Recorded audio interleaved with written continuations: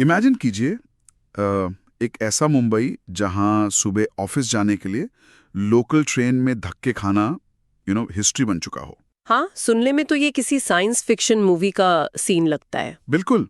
जहां थाने सिर्फ एक सबर्ब या हाईवे क्रॉस करने का रास्ता ना हो, बल्कि अपने आप में एक पूरी आत्मनिर्भर मेगा सिटी हो। एग्जैक्टली और देखिए, आमतौर पर जब हम ऐसे फ्यूचर की बात करते हैं ना, तो थोड़ा यूटोपिया लगता है।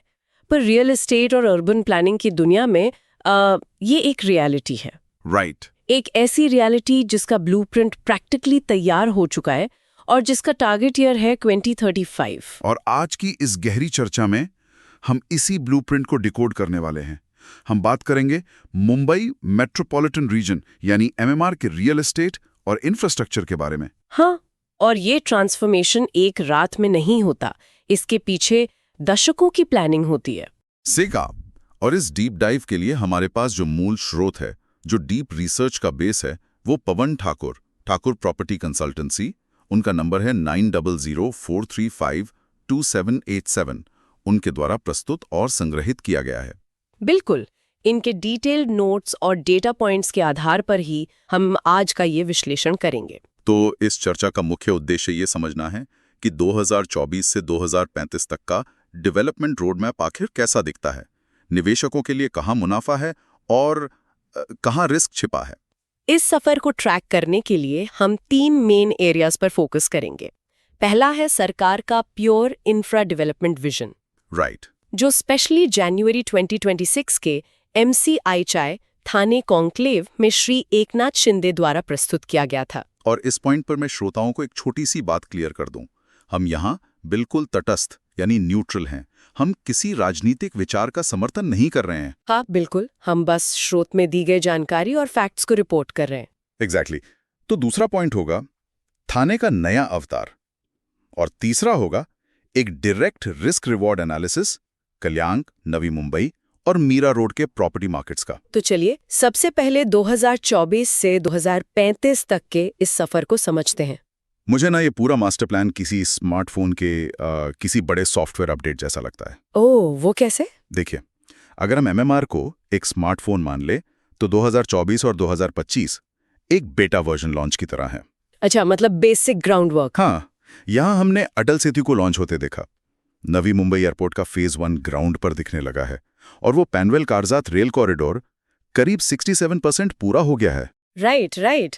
ये एसेंशियली एक नया कनेक्टिविटी प्रोटोकॉल सेट कर रहा है। ये कंपैरिजन काफी फिटिंग है क्योंकि 2026 और 2028 का जो फेज आने वाला है, उसको हम इस अपडेट का मेजर रिलीज कह सकते हैं। Major release, right? हाँ, इन 2-3 सालों में प्रोजेक्ट सिर्फ पेपर पर नहीं रहेंगे। मेट्रो लाइन 5 का पहला फेज एक्चुअली ऑपरेशन में आने वाला है। और कोस्टल रोड का इम्पैक्ट भी तो दिखना शुरू हो जाएगा जमीन पर। एग्जैक्टली। और जब हम 2028 से 2035 के पीरियड में एंटर करेंगे, तब तक ये एक फुली मैच्योर, क्या कहते हैं, बग फ्री ओएस बन चुका होगा। ट्विन टनल जैसे मैसिव प्रोजेक्ट्स लाइव हो जाएंगे और पूरा रीजन आपस में जुड़कर एक इंडिपेंडेंट इकोनॉमिक जोन बन जाएगा। और इसी मेजर रिलीज फेस को लेकर श्री एकनाथ शिंदे ने MCHI थाने कन्क्लेव में काफी क्लियर जानकारी दी थी। उन्होंने स्पेसिफिकली प्योर इंफ्रा डेवलपमेंट पर जोर दिया। हाँ, उनकी स्पीच में कुछ ऐसी चीजें थीं जो थोड़ी हटके थी, जैसे पॉट टैक्सीज का कॉन्सेप्ट। हाँ, पॉट टैक्सीज मतलब मुंबई और थाने के बीच ट्रैफिक कम करने के लिए पॉट टैक्सीज। सुनने में थोड़ा फ्यूचरिस्टिक लगता है, पर ये आखिर काम कैसे करेगा? देखिए, इसका सबसे बड़ा एडवांटेज इनका फुटप्रिंट है। MMR जैसे भारी भीड़ वाले एरिया में नई सड़कें बनाने की जगह तो बची नहीं है। सही बात है, जमीन ही कहाँ है? वही तो पॉट टैक्सीज एक सिंगल पिलर एलिवेटेड नेटवर्क पर चलती हैं। आपको कन्वेंशनल मेट्रो की तरह पूरी जमीन एक्वायर नहीं करनी पड़ती। ओह, आई सी। ये सीधे किसी बड़े मॉल या IT पार्क के अंदर ड्रॉप ऑफ दे सकती हैं। और लास्ट माइल कनेक्टिविटी अच्छी हो तो लोग प्राइवेट कार्स वैसे ही कम निकालते हैं। Make sense. उन्होंने कोस्टल रोड के टाइम फ्रेम्स भी क्लियर किए, राइट? 2028 या 2029 तक इसे पूरा करने का लक्ष्य है। हाँ, और इसके साथ ही थाने को दोबारा लेक सिटी के रूप में विकसित करने का विजन भी रखा गया। जैसे मसुंदा लेक और सिविल हॉस्पिटल लेक के आसपास का ब्यूटिफिकेशन। बिल्कुल। और रियल एस्टेट में ब्यूटिफिकेशन सिर्फ सुंदरता नहीं है, ये प्रॉपर्टी की प्रीमियम प्राइसिंग को सीधा पंप करता है। पर एक निवेशक के पॉइंट ऑफ व्यू से सबसे बड़ा गेम चेंजर शायद ग्रीन टीडीआर पॉलिसी है। ओह एब्सोल्युटली। एमएमआर में मैंग्रोव्स हमेशा से डेवलपमेंट के बीच एक डेडलॉक रहे हैं। पर ये ग्रीन टीडीआर एक्चुअली क्या है? नॉर्मल टीडीआर तो समझ आता है, पर इसमें ग्रीन एंगल आने से क्या बदलता है? तो होता ये है कि नॉर्मल टीडीआर में जमीन सरेंडर करने पर बिल्डिंग राइट्स मिलते हैं, पर green TDR specifically eco sensitive zones के लिए है। ओके। अगर कोई डेवलपर मैंग्रोव्स को प्रिजर्व करता है तो उसे एक सर्टिफिकेट मिलता है, जिसे वो किसी और प्रोजेक्ट में एक्स्ट्रा एफएसआई यानी फ्लोर स्पेस इंडेक्स के रूप में यूज कर सकता है, या फिर ओपन मार्केट में बेच सकता है। ये तो एनवायरमेंट प्रोटेक्शन के लिए एक जबरदस्त इकोनॉमिक इंसेंटिव हो गया। सही कहा। इसके अलावा उन्होंने वर्किंग वुमेन, स्टूडेंट्स और सीनियर सिटीजन्स के लिए अफोर्डेबल हाउसिंग पर भी बहुत जोर दिया। एक और चीज जो डेटा में हाईलाइट की गई है वो है कोविड के दौरान दिया गया रिलीफ। हाँ, सरकार ने डेवलपर्स को 50% प्रीमियम और स्टैम्प ड्यूटी में छूट दी थी। अब ऑन पेपर तो ये बस एक टैक्स कट लगता है, पर इसके मार्केट को क्रैश होने से बचाया। बिल्कुल। रियल एस्टेट बहुत सारी जॉब्स क्रिएट करता है। अगर वहाँ कैश फ्लो फ्रीज हो जाता तो पूरा इकोसिस्टम कोलैप्स हो सकता था। सही बात है। पर चलिए अब थोड़ा रियलिटी चेक करते हैं। कैसा रियलिटी चेक? देखिए, 2028 तक कोस्टल रोड फिनिश करना और 2035 तक सारे मेगा प्रोजेक्ट्स अलाइन करना, ये टारगेट्स पेपर पे बहुत शार्प लगते हैं। पर क्या निवेशकों को रियल एस्टेट में आने वाले इंफ्रास्ट्रक्चर बफरिंग को भूल जाना चाहिए? आपका मतलब है डिलेज? हाँ, मतलब इंडिया में तो किसी बड़े प्रोजेक्ट का डेडलाइन मिस होना प्रैक्टिकली एक नॉर्म है। अगर कोई इन्वेस्टर 2028 के हिसाब से पैसा लगा रहा है और प्रोजेक्ट 2031 तक खिंच गया तो उसका आरओआई तो डूब जाएगा ना। ये एक बहुत ही वैलिड पुशबैक है। एक समझदार निवेशक कभी भी बेस्ट केस सिनेरियो पर अपना पूरा पैसा रिस्क नहीं करता। राइट।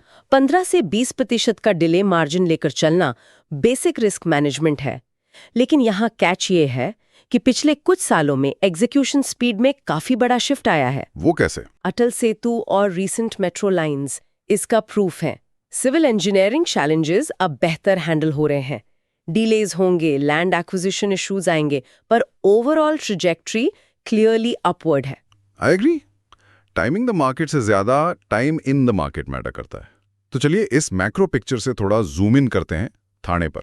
हाँ, थाने एमएमआर के इस पूरे ट्रांसफॉर्मेशन का असली सेंटर। पवन ठाकुर के रिसर्च डेटा में स्पेसिफिकली बताया गया है कि थाने का नया अवतार आखिर कैसा होगा। ये एक 5 लेयर कनेक्टिविटी ग्रिड बन रहा है। हाँ, और ये जरूरी भी था।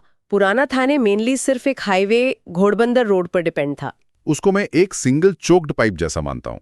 सारा पानी यानी ट्रैफिक उसी एक पाइप से निकलने की कोशिश कर रहा था। बिल्कुल। पर नया मॉडल एक मल्टीलेन स्मार्ट इरिगेशन सिस्टम की तरह है। ट्रैफिक अब अलग अलग दिशाओं में इजीली फ्लो करेगा।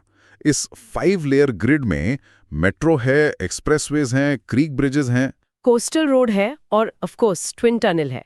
थाने अब इफेक्टिवली एक सेंट्रल ट्रांसपोर्ट हब में बदल रहा है। मेट्रो नेटवर्क की ही बात करें तो लाइन 4, 4A, 5, 10 और एक 29 किलोमीटर का इंटरनल रिंग मेट्रो भी बन रहा है। और इन सब में सबसे बड़ा प्रोजेक्ट है Thane Borivali twin tunnel. Sanjay Gandhi national park के नीचे से निकलने वाला ये 10 से 23 किलोमीटर का टनल, आप मानिए, गेम चेंज कर देगा। ट्रेवल टाइम 90 मिनट से घटकर सिर्फ 15 मिनट रह जाएगा। राइट? एग्जैक्टली। और इसका सबसे बड़ा फायदा मिलेगा वागले एस्टेट को, जिसे अब लोग द नेक्स्ट बीकेसी कहने लगे हैं। हाँ, एक पुराने इंडस्ट्रियल जोन से ये अब एक ग्रेड ए ऑफिस हब बन चुका है। यहाँ कैपिटल अप्रिसिएशन में 25 से 40% का पोटेंशियल दिख रहा है। वाओ, 40%। पर वेट, मेरे दिमाग में एक सवाल आ रहा है। बोलिए। ट्विन टनल बनने से थाने के लोगों को तो फायदा होगा, वो 15 मिनट में पहुंच जाएंगे। पर इसका मतलब ये नहीं कि हम बस थाने का ट्रैफिक जैम उठाकर सीधा बोरीवली और कांदीवली के पहले से भरे हुए हाईवेज पर डाल रहे हैं। वेस्टर्न एक्सप्रेस हाईवे तो वैसे ही हमेशा चोक्ड रहता है। ये काफी आम मिसकंसेप्शन है। देखिए, हमें इस टनल को अकेले नहीं देखना चाहिए। जब तक ये फंक्शनल होगा, मेट्रो लाइन 4 और बाकी पब्लिक ट्रांजिट ऑप्शंस भी मैच्योर हो चुके होंगे। ओके। टनल का प्राइमरी मकसद सिर्फ प्राइवेट कार्स को पुश करना नहीं है, बल्कि हाई वॉल्यूम पब्लिक ट्रांसपोर्ट और स्पेसिफिक लॉजिस्टिक्स को एक फास्ट कॉरिडोर देना है।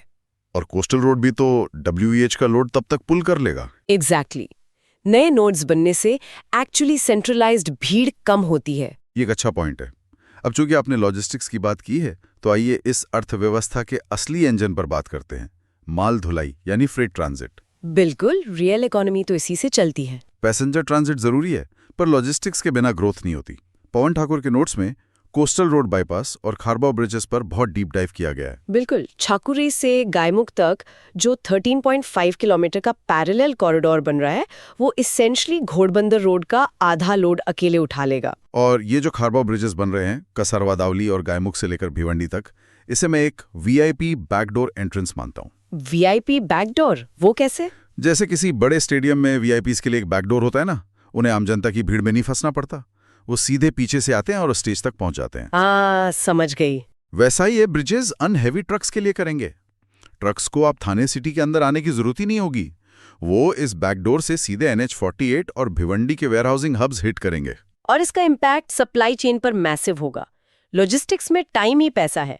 हैवी व्हीकल्स बिना भीड़ में फंसे निकल जाएंगे, जिससे रीजनल लॉजिस्टिक्स तेज और सस्ता हो जाएगा। पर एक पुशबैक यहां भी बनता है। पूछिए। अगर ये नए हिडन हाईवेज बन जाएंगे तो रियल एस्टेट डेवलपर्स तो वहां भी पहुंच जाएंगे ना, वो वहां भी नए रेसिडेंशियल टावर्स बना देंगे। तो क्या आगे चलकर वहां भी वैसे ही भीड़ नहीं हो जाएगी जैसे आज घुड़बंदर पर है? ये डर बिल्कुल जायज है। पास्ट में इंफ्रा डेवलपमेंट के साथ अनप्लान्ड स्प्रॉल हुआ है, लेकिन इस बार जोनिंग लॉज काफी स्ट्रिक्ट हैं।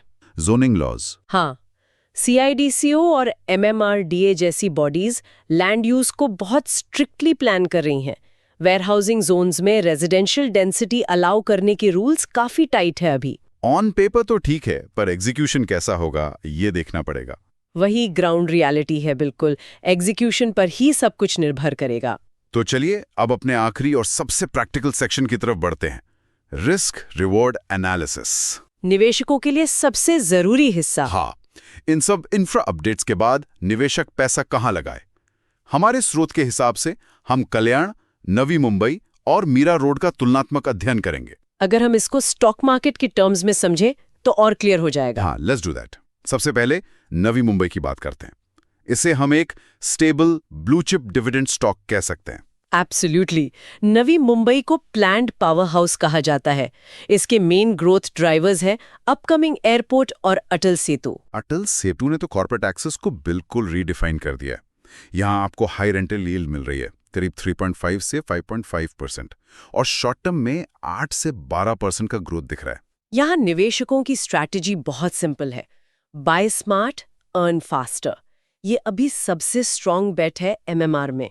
उसके बाद आता है मीरा रोड। इसे मैं एक safe and steady government bond की तरह देखता हूँ। राइट। मीरा रोड एसेंशियली एक रेजिडेंशियल स्पिलओवर मार्केट है। यहाँ का मेन कैटलिस्ट है वो ट्विन टनल और मेट्रो लाइन 10। अफोर्डेबल हाउसिंग की वजह से एंड यूजर्स यहाँ जा रहे हैं।